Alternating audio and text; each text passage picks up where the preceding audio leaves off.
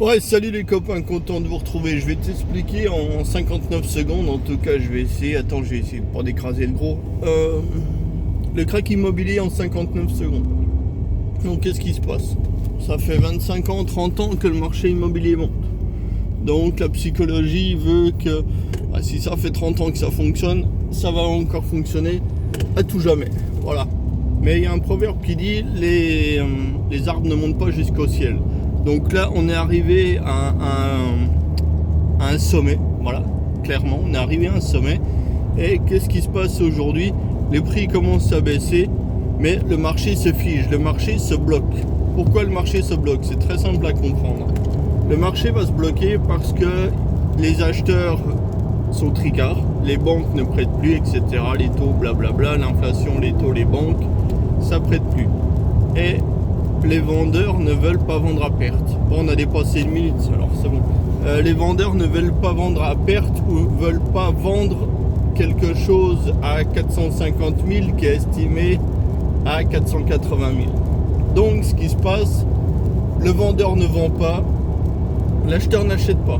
Le marché est bloqué, il ne se passe plus rien, c'est ce qui se passe actuellement. Mais,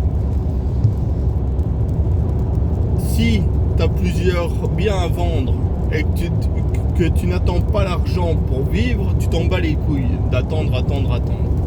Mais celui qui est pris à la gorge, il s'est dit, on a déjà perdu 5 ou 10% suivant les secteurs, les lieux, etc. de la valeur immobilière de son bien. Donc, de la valeur immobilière ou de la valeur financière, je sais pas comment il faut dire. Donc, le mec il se dit, je vais vendre. Et ça va créer un effet boule de neige. Il y en a un qui vend, deux qui vendent, trois qui vendent. Il n'y a personne qui achète, le marché dégringole, il ne se passe rien, le marché est bloqué, le marché dégringole. Voilà, c'est très simple. Mais il faut bien comprendre, le marché immobilier, comme dit Charles Gave, c'est un marché, si c'est pour habiter dedans, tu peux, quel que soit le prix, tu peux. Après, tu rembourses ton emprunt, mais bon, ça pose pas techniquement de problème.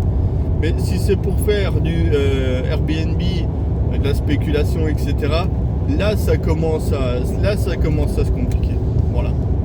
Donc, le marché se fige, il se passe plus rien, les prix dégringolent, effet boule de neige, effet moutonnier. Si lui il vend, c'est qu'il connaît peut-être une information que les autres n'ont pas, etc., etc., etc.